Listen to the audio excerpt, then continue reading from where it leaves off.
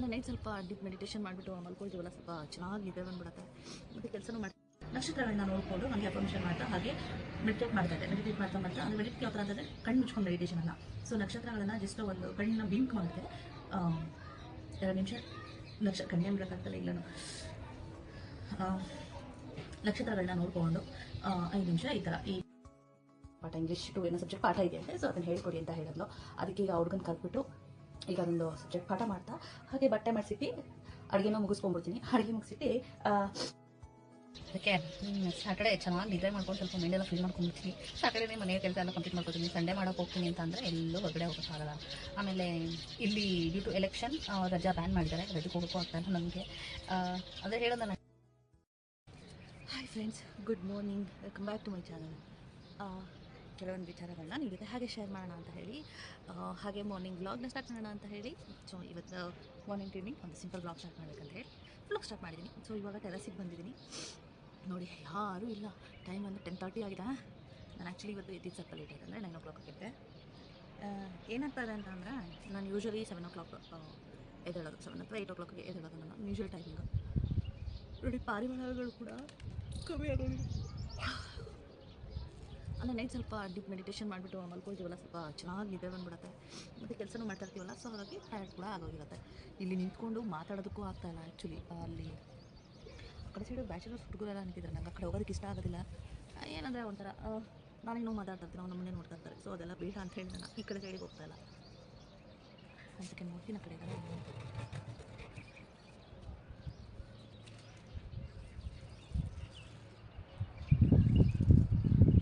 ಬಿಸಿಲಿಗೆ ಮರ ಗಿಡಗಳೆಲ್ಲ ಒಣಗೋಗಿದೆ.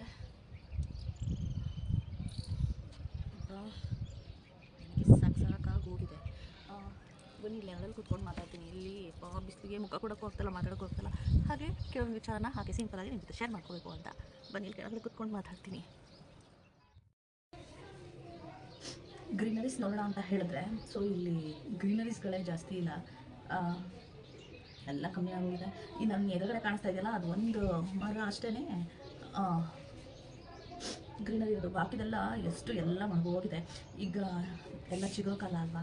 ಸೊ ಹಾಗಾಗಿ ಎಲ್ಲರಿಗೂ ಕ್ಲಿಯರ್ ಆಗಿ ಬಿಫೋರ್ ಹ್ಯಾಪಿ ಯುಗಾದಿ. ಆ್ಯಂಡ್ ಯಾರೆಲ್ಲ ಚೈತ್ರ ನವರಾತ್ರಿ ಮಾಡಬೇಕು ಅಂತ ಅಂದ್ಕೊಂಡಿದ್ದೀರಾ ಸೊ ಮಾಡಿ. ನಿಮಗೆ ಎಲ್ಲರಿಗೂ ಸೊ ಸ್ಪಿರಿಚುವಲಿ ಕಂಪ್ಲೀಟ್ಲಿ ಕೆಲವೊಂದು ಗೈಡ್ಲೈನ್ಸ್ ಇರಬೇಕಂದ್ರೆ ನನಗೆ ಗೊತ್ತಿರೋಷ್ಟು. ನಾನೇನು ಗುರು ಅಲ್ಲ, ನಾನೇನು ಏನಂದರೆ ಎಕ್ಸ್ಪೀರಿಯನ್ಸ್ಡ್ ಪರ್ಸನ್ನೇ. ಅಂದರೆ ಐ ಮೀನ್ ಕೆಲವೊಂದು ಸ್ಪಿರಿಚುವಲ್ ಲೈನಲ್ಲಿ ನನಗೆ ಗೊತ್ತಿರೋಷ್ಟು, ನನಗೆ ಎಕ್ಸ್ಪೀರಿಯನ್ಸ್ ಆಗಿರೋಷ್ಟು, ನಾನು ಎಕ್ಸ್ಪೀರಿಯನ್ಸ್ ಪಡೆದಿರೋಷ್ಟು ನನಗೆ ಗೊತ್ತಿರೋಷ್ಟು ನಾಲೆಜ್ನ ನಾನು ನಿಮಗೆ ಬೇಕಾದ್ರೆ ನಾನು ಶೇರ್ ಮಾಡ್ಕೊಳ್ತೀನಿ. ಓಕೆ, ಹೆಂಗಾಗ್ತದೆ ಅಂದರೆ ಕಣ್ಣೇ ಬಿಡೋಕ್ಕಾಗ್ತಾಯಿಲ್ಲ. ನೆನ್ನೆ ಒಂದು ಟೆಕ್ನಿಕ್ ಮಾಡಿದೆ. ಅದು ಹೆಂಗಂದರೆ ಅದೇ ಒಂದು ಇದರಲ್ಲಿ ಅಂದರೆ ಈ ಟೆಕ್ನಿಕ್ ಮಾಡಿದಾಗ ಸ್ವಲ್ಪ ಟೈಮ್ ಬೇಕಾಗುತ್ತೆ ರಿಲ್ಯಾಕ್ಸ್ ಆಗೋದಕ್ಕೆ.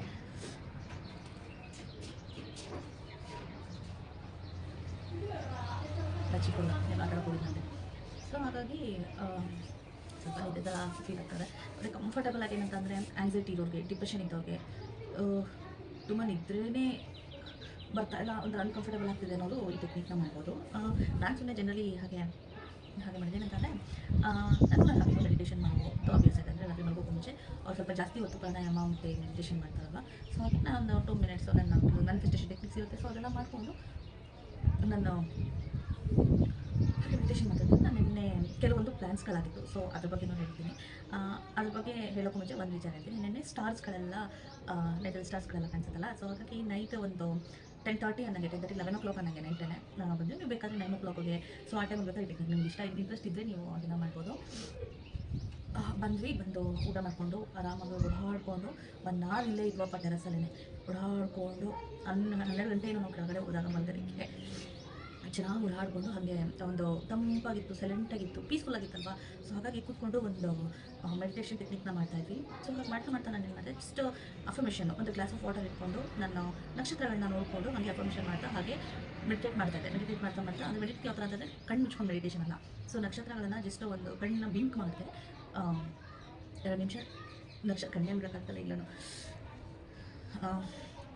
ನಕ್ಷತ್ರಗಳನ್ನ ನೋಡ್ಕೊಂಡು 5 ನಿಮಿಷ ಈ ಥರ ಈ ಪೊಸಿಷನಲ್ಲಿ ಹಿಂಗೆ ಇಟ್ಕೊಂಡು ಹಿಂಗಾದ್ರೂ ಇಟ್ಕೋಬೋದು ಅಥವಾ ಹೀಗಾದರೂ ಇಟ್ಕೋಬೋದು. ಇಲ್ಲ ನಿಮ್ಗೆ ಹಿಂಗೆ ಆಗೋದಿಲ್ಲ ಅಂದರೆ ಹೀಗಾದರೂ ಇಟ್ಕೋಬೋದು. ಇಟ್ಕೊಂಡು ಒಂದು 5 ನಿಮಿಷ ನಕ್ಷತ್ರನೇ ಹಿಂಗೆ ಬ್ಲಿಂಕ್ ಮಾಡಿದ್ರೆ ನೋಡಿದ್ರೆ ಕಣ್ಣು ಪೂರ್ತ ವಾಟರ್ ಎಲ್ಲ. ಇದು ಯಾವ ಟೆಕ್ನಿಕ್ ಅಂತ ಹೇಳಿದ್ರೆ ನಮಗೆ ಬಾಡಿಲಿ ಹೀಟ್ ಕಂಟೆಂಟ್ ಇರುತ್ತೆ, ಅದೆಲ್ಲ ಕಣ್ಣೀರಿನ ಮುಖಾಂತರ ಹೊರಗಡೆ ಬರುತ್ತೆ. ಅದರ ಮಾತ್ರ ನಕ್ಷತ್ರಗಳನ್ನೇ ನೋಡ್ತಾ ನಾನು ಮೆಡಿಟೇಷನ್ ಮಾಡ್ತಾಯಿದ್ದೆ. ಆವಾಗ ಒಂಥರ ವರ್ಡಿಂಗ್ಸ್ಗಳು ಕೆಲವ್ರಿಗೆ ಅಂದರೆ ಕಂಪ್ಲೀಟ್ಲಿ ಸ್ಪಿರಿಚುವಲ್ ಲೈನಲ್ಲಿ ಎಕ್ಸ್ಪೀರಿಯನ್ಸ್ ಆಗಿರೋರು ಏನಾಗುತ್ತೆ ಅಂದರೆ ಕೆಲವೊಂದು ವರ್ಡಿಂಗ್ಸ್ಗಳು ಕಣ್ಣು ಮುಂದೆ ಕಾಣುತ್ತೆ, ಅಂದರೆ ದೇವರ ಹೆಸರು ಕಾಣುತ್ತೆ.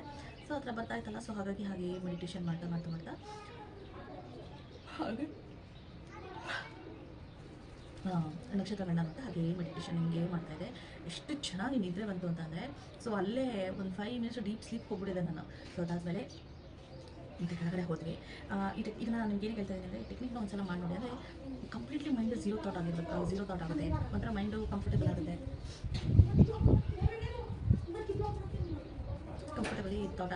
ಕಂಫರ್ಟಬಲಿ ಒಂಥರ ಮೈಂಡ್ ಝೀರೋ ಥಾಟ್ ಆಗಿರುತ್ತೆ. ಎಷ್ಟು ಮಾತಾಡ್ತಾರಪ್ಪ.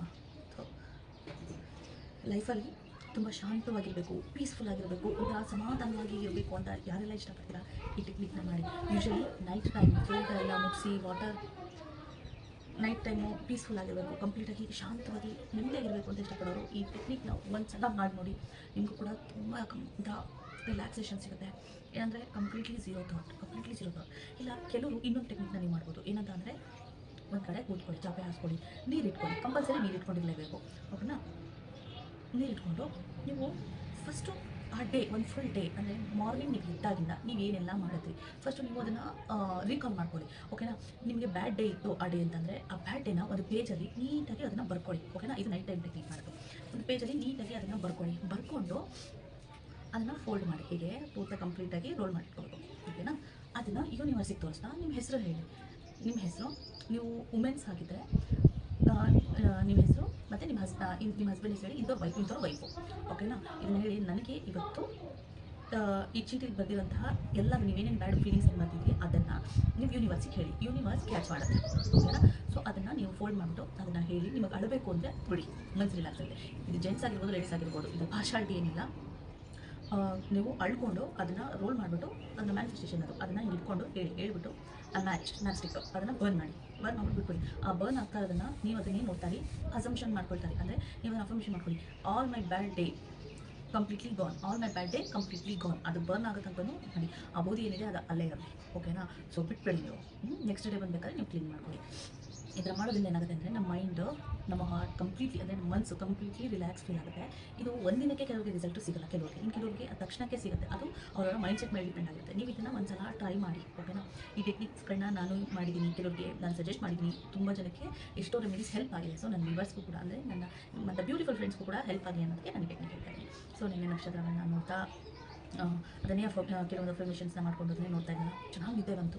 ಅದಾದಮೇಲೆ ಬೈ ವಾಕ್ ಇಲ್ಲಿಂದ ಅಲ್ಲಿಗೆ ಹೋಗ್ತಾ, ಅಂದರೆ ನಕ್ಷತ್ರನೇ ಇದು ಮಾಡಿಕೊಂಡು ಫೀಲ್ ಕಂಪ್ಲೀಟ್ಲಿ ಅದನ್ನು ಫೀಲ್ ಮಾಡ್ಕೊಳ್ತಾ ನೋಡ್ಕೊಳ್ತಾ ಹಾಗೆ ಬರ್ತಾ ಇದ್ದಾಗ ಮೈಂಡ್ ಏನಾಗುತ್ತೆ ಅಂದರೆ ಕಂಪ್ಲೀಟ್ಲಿ ಝೀರೋ ಥಾಟ್ ತಗೊಂಡ್ಬರುತ್ತೆ. ಝೀರೋ ಥಾಟ್ ಆದಾಗ ಕಂಪ್ಲೀಟಾಗಿ ಡೀಪ್ ಸ್ಲೀಪ್ ಬರುತ್ತೆ. ನಾನು ನನ್ನ ಬ್ಲಾಗಲ್ಲಿ ಅಂದರೆ ಕಂಪ್ಲೀಟ್ಲಿ ಮ್ಯೂಸಿಕ್ ಥೆರಪಿಸ್ ಕೊಟ್ಟಿದ್ದೀನಿ, ಅಂದರೆ ವರ್ಡ್ ಚೆಕ್ಕಿಂಗ್, ಮತ್ತು ಇನ್ನೊಂದು ಯಾವ್ದು ಕೊಟ್ಟಿದ್ದೀನಿ ಸಾರಿ, ನಾನು ನಿಮಗೆ ಡೀಪ್ ಫಾರೆಸ್ಟ್ದು ಕೊಟ್ಟಿದ್ದೀನಿ. ಕರೆಕ್ಟು.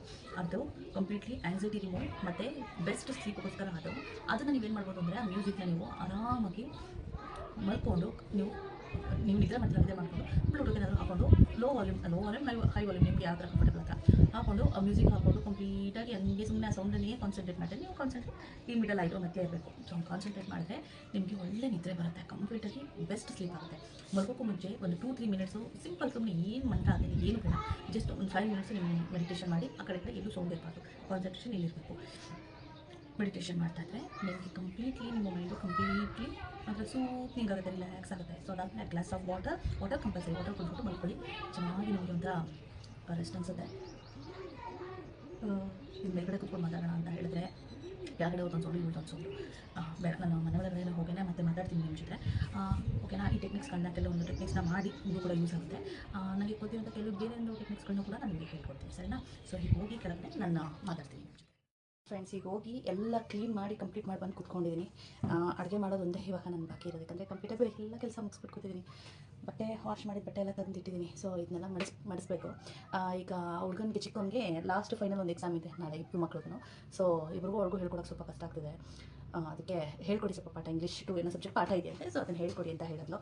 ಅದಕ್ಕೆ ಈಗ ಹುಡುಗನ ಕಲ್ತ್ಬಿಟ್ಟು ಈಗ ಅದೊಂದು ಸಬ್ಜೆಕ್ಟ್ ಪಾಠ ಮಾಡ್ತಾ ಹಾಗೆ ಬಟ್ಟೆ ಮಾಡಿಸಿಟ್ಟು ಅಡುಗೆನ ಮುಗಿಸ್ಕೊಂಡ್ಬಿಡ್ತೀನಿ. ಅಡುಗೆ ಮುಗಿಸಿಟ್ಟು ಒಂದು ಅಂದರೆ ವಿಚಾರ ಹೇಳಬೇಕೋ ಇಲ್ವೋ ನನಗೆ ಗೊತ್ತಿಲ್ಲ. ಸೊ ಎಲ್ಲ ಅವ್ನು ಓದ್ಮೇಲೆ ಮತ್ತೆ ನಾನು ಈ ವ್ಲಾಗ್ನ ಕಂಟಿನ್ಯೂ ಮಾಡ್ತೀನಿ. ಈಗ ಹೋಗಿ ಸ್ವಲ್ಪ ಅಡುಗೆ ಮಾಡಬೇಕು, ಸಿಂಪಲಾಗಿ ಏನಾದರೂ ಅಡುಗೆ ಮಾಡ್ತೀನಿ. ಆಮೇಲೆ ನೆಕ್ಸ್ಟು ಈಗ ಗುರುವಾರದಿಂದ ಹಬ್ಬ ಸ್ಟಾರ್ಟ್ ಆಗುತ್ತೆ, ಹಾಗೆ ಚೈತ್ರ ನವರಾತ್ರಿ ಸ್ಟಾರ್ಟ್ ಆಗುತ್ತೆ. ಓಕೆನಾ? ಸೊ ಇದಕ್ಕೂ ಕೂಡ ಇವಾಗ ಕೆಲವೊಂದು ಅರೇಂಜ್ ಮಾಡ್ಕೋಬೇಕು.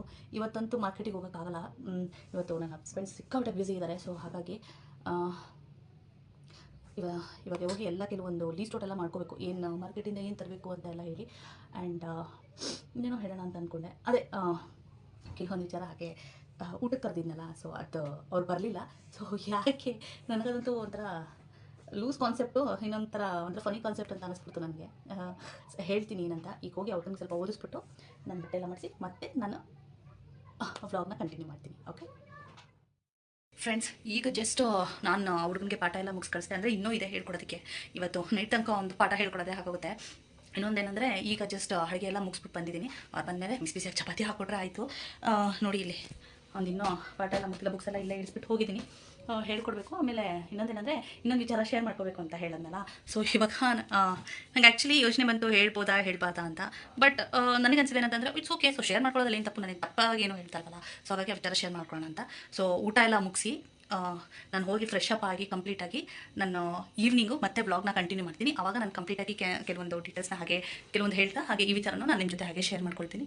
ಈಗ ಬಟ್ಟೆ ಕೂಡ ನಾನು ಮಡಿಸಿಲ್ಲ. ಇನ್ನೊಂದು ನನಗೆ ಏನು ಫೀಲ್ ಆಯ್ತು ಅಂದರೆ, ನೋಡಿ ಸಮ್ಟೈಮ್ ಏನನ್ಸುತ್ತೆ ಅಂದರೆ ಮಕ್ಕಳಿದ್ರೆ ಲೈಫೇ ಎಷ್ಟೋ ಬೆಟರ್ ಅನಿಸ್ಬಿಡುತ್ತೆ. ಯಾಕಂದರೆ ಅವ್ನಿಗೆ ಅಂದರೆ ಒಂದು ಮಗು ಪಾಠ ಹೇಳ್ಕೊಡ್ಬೇಕಾದ್ರೆ ಒಂದು ಲೇಡೀಸ್ಗೆ ಎಷ್ಟು ಪ್ರಾಬ್ಲಮ್ ಆಗುತ್ತೆ ಅಂದರೆ, ಅಡುಗೆ ಮಾಡಬೇಕು, ಮನೆ ಕೆಲಸ ಮಾಡ್ಕೋಬೇಕು, ಅವಳು ಫ್ರೆಶ್ ಆಗಬೇಕು, ಆ ಮಗುಗೂ ಹೇಳ್ಕೊಡ್ಬೇಕು. ಸೊ ಅಂದರೆ ಆ ಒಂದು ಮಗು ತಾನೇ ಓದ್ಕೊಳ್ಳೋ ಮಟ್ಟಿಗೆ ಬರೋ ತನಕನೂ ಒಂದು ಲೇಡೀಸ್ಗೆ ಎಷ್ಟು ಕಷ್ಟ ಇದೆ ನೋಡಿ. ಪಾಪ ಇಬ್ಬಿಬ್ರು ಮಕ್ಳು ಕತೆ ಇದ್ದವ್ರಿಗೆ ಏನು ಕತೆ, ಇನ್ನೇನಾಗಬೇಕು ಯಪ್ಪ ಬೇಡ. ಇವನೊಬ್ಬನಿಗೆ ಹೇಳ್ಕೊಡೋದು, ಇನ್ನು ನನ್ನ ಫ್ಯೂಚರ್ ಬಗ್ಗೆ ನನಗೆ ಏನೇನೋ ಡ್ರೀಮ್ಗಳೆಲ್ಲ ಒಂದು ಸರ್ಕಲಲ್ಲಿ ಬಂದ್ಬಿಡ್ತು. ಸರಿ ಹಾಗಿದ್ರೆ ನಾನು ವಿಚಾರನ ಈವ್ನಿಂಗ್ ಶೇರ್ ಮಾಡ್ಕೊಳ್ತೀನಿ. ಸೊ ಈಗ ಫ್ರೆಶ್ ಅಪ್ ಆಗಿ ಬಂದು ಅವ್ರಿಗೆ ಚಪಾತಿ ಎಲ್ಲ ಮಾಡಿಲ್ಲ, ಕಂಪ್ಲೀಟ್ ಆದಮೇಲೆ ಮತ್ತೆ ಈವ್ನಿಂಗ್ ಸಿಗೋಣ. Okay, hi friends, good evening.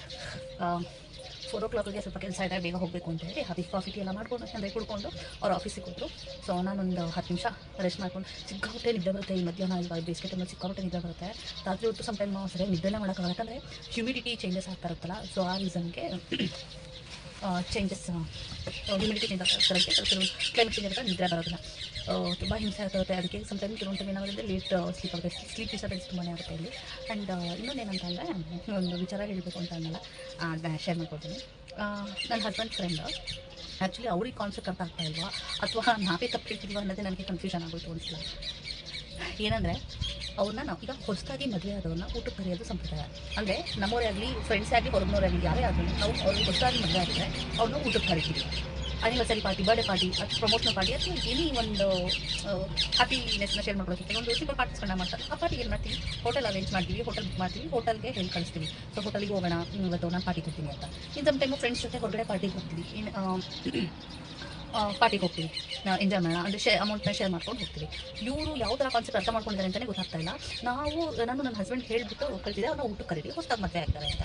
ಅವ್ರಿಗೆ ನನ್ನ ಹಸ್ಬೆಂಡ್ ಹೋಗಿ ಹೇಳಿದರೆ ಊಟಕ್ಕೆ ಬನ್ನಿ ನಮಗೆ ಅಂತ. ಅವ್ರಂದರು ಇಲ್ಲ, ಹೋಟೆಲ್ಗೆ ಹೋಗೋಣ ಅಂತ. ನನ್ನ ಹಸ್ಬೆಂಡ್ ಹೋಗಿ ಎಕ್ಸ್ಪ್ಲೇನ್ ಮಾಡಿದ್ದಾರೆ, ನೋಡಪ್ಪ ನೀವು ಹೊಸದಾಗಿ ಮದುವೆ ಆಗಿದ್ದೀರಾ, ಊಟಕ್ಕೆ ನೀವು ನಮ್ಮ ಮನೆಗೆ ಬರಬೇಕು, ನಾನು ಯಾವುದು ಪಾರ್ಟಿ ಕೊಡ್ತಾ ಇಲ್ಲ, ಮನೆ ಊಟಕ್ಕೆ ಕರೀತಾರೆ, ಅದು ಆತಿಥ್ಯ ಕೊಡೋದಕ್ಕೆ ಅಂತ ಅವ್ರು ಅರ್ಥ ಮಾಡಿಸ್ತಾ ಇದ್ದಾರೆ. ಬಟ್ ಅವರಿಗೆ ಅದು ಅರ್ಥನೇ ಆಗ್ತಾ ಇಲ್ಲ.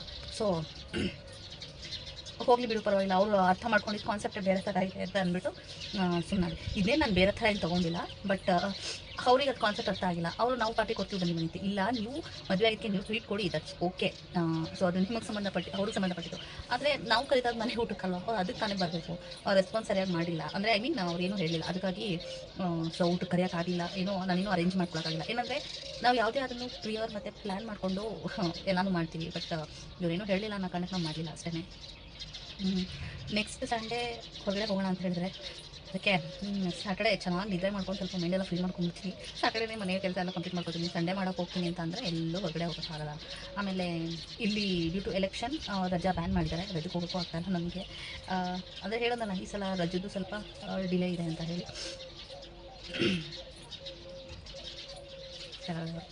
ಸೊ ಹಾಗಾಗಿ ಏನೂ ಪ್ಲ್ಯಾನ್ ಮಾಡ್ಕೊಂಡಿಲ್ಲ. ಜೂನಿಗೆ ಹೋಗೋಣ ಅಂತ ಹೇಳಿ ಪ್ಲ್ಯಾನ್ ಅಂದ್ಕೊಂಡ್ವಿ. ಮೇ ಎಂಡಲ್ಲಿ ನನ್ನ ಹಸ್ಬೆಂಡ್ ಬರ್ಡೇ ಇದೆ, ಜೂನ್ 2 ನನ್ನ ಬರ್ಡೇ ಇದೆ. ಸೊ ಹಾಗಾಗಿ ಆ ಟೈಮಲ್ಲಿ ನೋಡೋಣ ಅಂತ ಅಂದ್ಕೊಂಡ್ವಿ.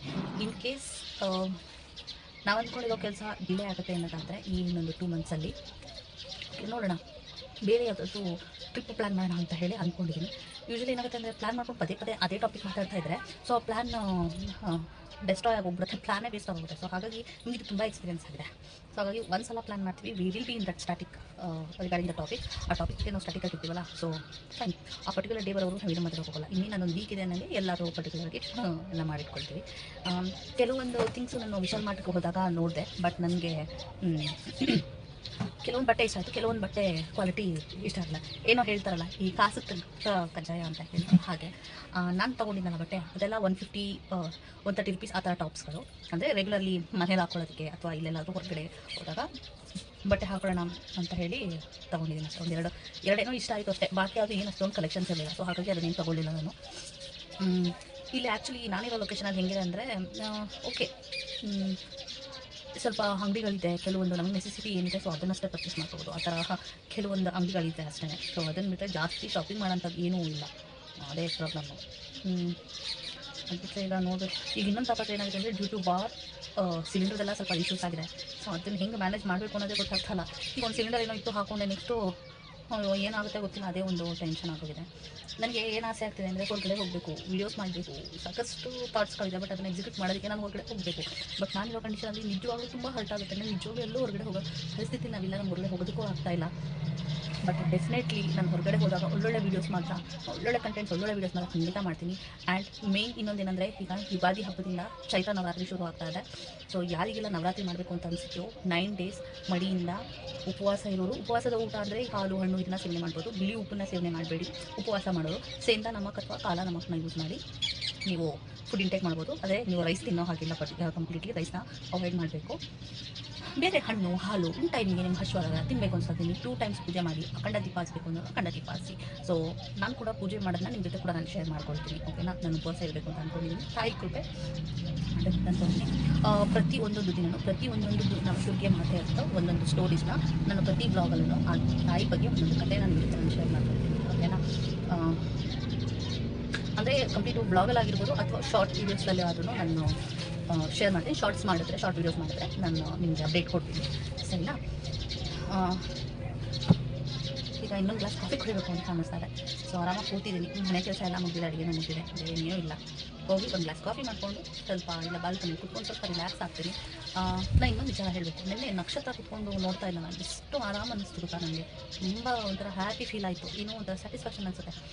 ಸೊ ಒಬ್ಬೊಬ್ಬರೇ ಒಂದೊಂದು ಸಲ ನೀವು ರಾತ್ರಿ ಹೊತ್ತು ನಕ್ಷತ್ರಗಳನ್ನ ನೋಡ್ತಾ ನಿಮ್ಮ, ನಾನು ಹೇಳೋದನ್ನ ಕೆಟ್ಟ ದಿನಗಳನ್ನೆಲ್ಲ ಚೀಟಿಗಳನ್ನ ಬರೆದು ಅದನ್ನು ಹಾಕಿ ಒಳ್ಳೆ ನೆನಪುಗಳನ್ನ ಮುಂದೇನು ಒಳ್ಳೆಯದನ್ನು ಮಾಡಬೇಕು ಅದನ್ನು ಮಾಡೋದಕ್ಕೆ ನೀವು ನಕ್ಷತ್ರ ನೋಡಿಕೊಂಡು ಟ್ರೈ ಮಾಡಿ. Everything will happen, manifestation happen ಆಗುತ್ತೆ. ಸೊ ಯೂನಿವರ್ಸ್ ನಮ್ಮ ಮಾತನ್ನ ಕೇಳುತ್ತೆ, but we have to be in a path of dharma ಅಷ್ಟೇ, ಸರಿನಾ. ನೆಕ್ಸ್ಟ್ ಅಪ್ಕಮಿಂಗ್ ವೀಡಿಯೋಸಿಂದ ನನ್ನ ಪ್ರತಿಯೊಂದು ಸ್ಟೋರೀಸ್ಗಳನ್ನ ಕೂಡ ನಾನು ಶೇರ್ ಮಾಡ್ಕೊಳ್ತಾ ಹೋಗ್ತೀನಿ. ಸೊ ಈಗ ಈವ್ನಿಂಗ್ ಈ ಥರ ಕೂತ್ಕೊಂಡು ಬಾಲ್ಕನಿ ಒಂದು ಸ್ಟೋರೀಸ್ ಹೇಳ್ತಾ ಇದ್ದರೆ ಅದು ಕೂಡ ಚೆನ್ನಾಗಿರುತ್ತೆ ಅಲ್ವಾ. ಸೊ ಹಾಗೆ ಫೈನ್, ಹಾಗಿದ್ರೆ ನಾನು ಈ ವಿಡಿಯೋನ ಇಲ್ಲಿಗೆ ಸ್ಟಾಪ್ ಮಾಡ್ತೀನಿ. Okay, have a happy Monday, ಎಲ್ಲರೂ ಹ್ಯಾಪಿಯಾಗಿರಿ. ಓಕೆನಾ, ಮತ್ತೊಂದು ಇಂಟ್ರೆಸ್ಟಿಂಗ್ ಬ್ಲಾಗ್ ಜೊತೆ ನಾನು ಮತ್ತೆ ನಿಮಗೆ ಸಿಗ್ತೀನಿ. So love you all, take care, bye bye.